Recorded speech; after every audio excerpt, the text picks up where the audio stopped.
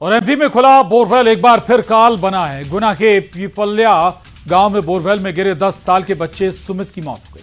15 घंटों की मशक्कत के बाद सुमित को बोरवेल से निकाला गया था, लेकिन सुमित की जान नहीं बचाई जा सकी। जिला प्रशासन और रेस्क्यू टीम ने सुमित को बोरवेल से निकाला था, लेकिन जिला अस्पताल में इलाज के दौरान सुमित ने दम तोड़ दिया।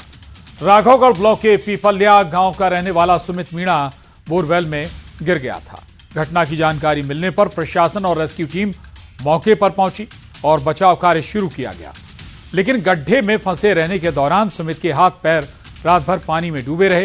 बोरवेल से निकालने के बाद सुमित को अस्पताल ले जाया गया, लेकिन सुमित को बचाया नहीं जा सका।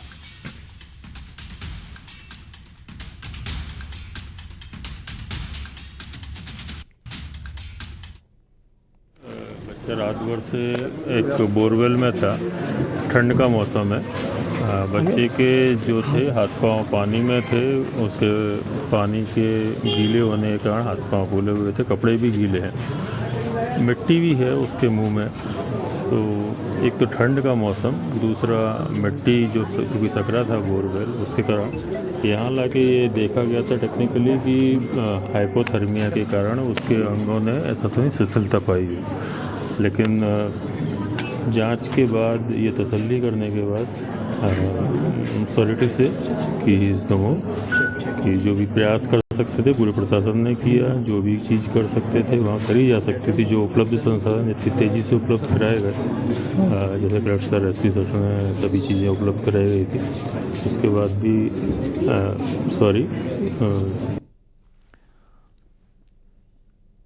और बीजेपी खेमे से बड़ी खबर है। नए साल में जनवरी खत्म होने तक नया अध्यक्ष मिल जाएगा बीजेपी को। 15 जनवरी तक प्रदेश स्तर पर बदलाव संभव है और भारतीय जनता पार्टी में संगठनात्मक स्तर पर बड़ा परिवर्तन होने जा रहा है। नए साल के पहले महीने में ही बीजेपी को पार्टी का नया राष्ट्रीय अध्यक्ष मिल सकता है। भारतीय जनता पार्टी में संगठनात्मक स्तर पर बड़ा परिवर्तन होने जा रहा है। नए साल के पहले महीने में ही ये तब्दीली देखने को मिल सकती है। उसके अलावा 15 जनवरी तक सभी राज्यों में बीजेपी नए प्रदेशाध्यक्षों का चुनाव कर सकती है। सूत्रों ने दिल्ली में जेपी नड्डा और बीएल संतोष की अगुवाई में हुई बैठक के बाद इसकी जानकारी दी है।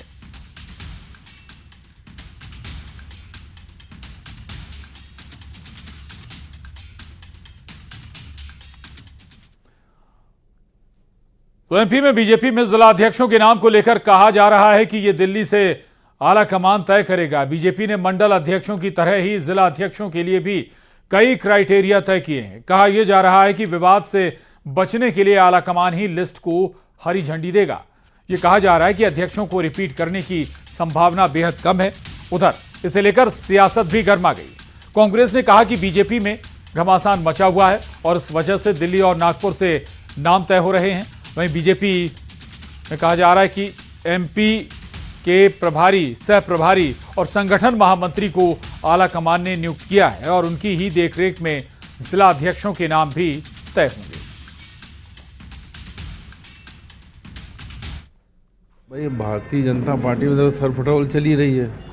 सागर का जब मामला आता है तो वहाँ के पूर्व मंत्री भूपेंद्र सिंह जी और जो कांग्रेस से गए गोविंद राजपूती सरेआम एक दूसरे के खिलाफ उनके स्टेटमेंट आ रहे हैं। वो कह रहे हैं कि जो मंडल अध्यक्ष वो चुनेंगे, जिला अध्यक्ष को।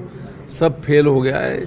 इनके हर काम दिल्ली से होते हैं और दिल्ली के पहले नागपुर से होते हैं। जब नागपुर एयरपोर्ट दिल्ली को देता है तब अध्यक्ष भी बनेंगे, दूसरे भी बनेंगे। हमने तय कर लिया था कि आयु पर निर्धारण होगा, उसके ऊपर कोई आपराधिक मामला ऐसा हो जो समाज में उसके प्रति नाराज़गी हो, समाज में अच्छा संदेश न जाए, ऐसे और जो सक्रिय सदस्य नहीं है।